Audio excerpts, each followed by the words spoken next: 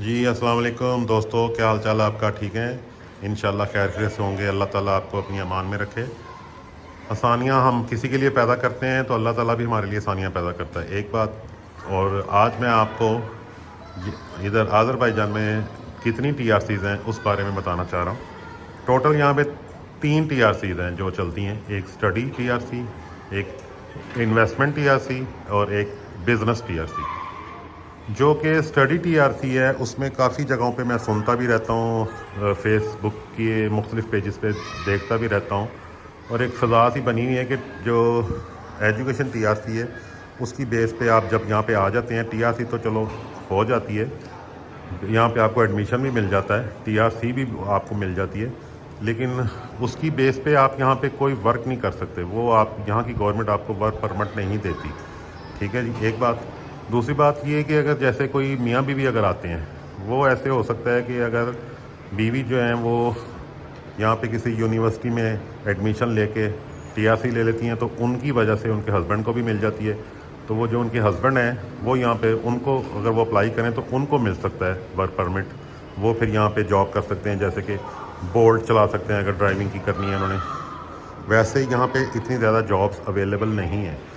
हाँ, वो हैं मज़दूरी वाली जॉब्स, वो भी रेयर हैं। वो भी कहीं कहीं कोई कोई कंस्ट्रक्शन कंपनी आपको कोई ऐड आ जाए, कोई दोस्त बता दे, कोई भाई बता दे, तो वो भी कोई तुक्का है या कोई चांस है, लक है कि वो आपको मिल जाए। लेकिन इतनी जॉब यहाँ पे अवेलेबल नहीं है।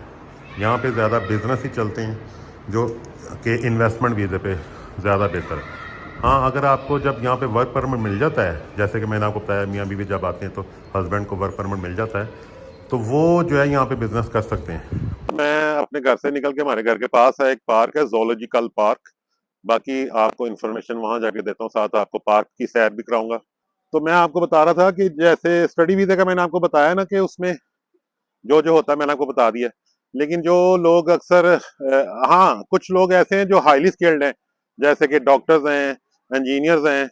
यहाँ पे इंजीनियर्स की बहुत डिमांड है, पाकिस्तानी इंजीनियर्स की और पाकिस्तानी डॉक्टर्स की बहुत डिमांड है।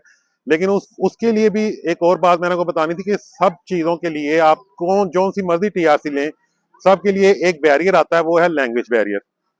आपको अगर यहाँ पे आप यूनिवर्सिटी में जैसे स्टडी वीजा लेते हैं, स्टडी टीआरसी लेते हैं, उसमें आपको यहाँ पे आप किसी यूनिवर्सिटी में एडमिशन लेते हैं, वो आप लोग आपने उसमें सबसे पहले कोशिश करनी कि आप 1 साल का लैंग्वेज कोर्स करें। क्योंकि जाहिर है आपने अगर यहाँ पे जॉब करनी है या बिजनेस करना है, तो दोनों चीजों में आपको इन लोगों के साथ कम्युनिकेट करना पड़ेगा और उसके लिए आपको लैंग्वेज की बहुत जरूरत है। तो इस वजह से मेरा मशवरा आपको यही कि सबसे पहले आप लैंग्वेज कोर्स करें।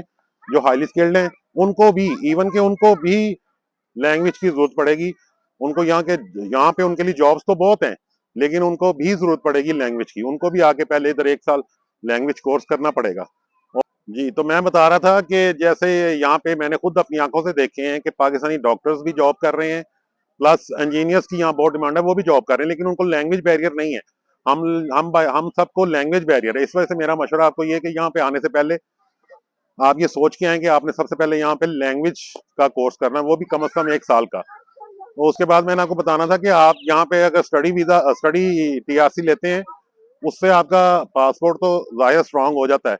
लेकिन जो एक बात अक्सर मैंने सुनी है कि ये यहाँ से अक्सर लोग यूरोप जाने के लिए इसको as a gateway use करते हैं, वो चीज गलत है। इस चीज में मत आइएगा, ये गेट वे के तौर पे यूज नहीं होता।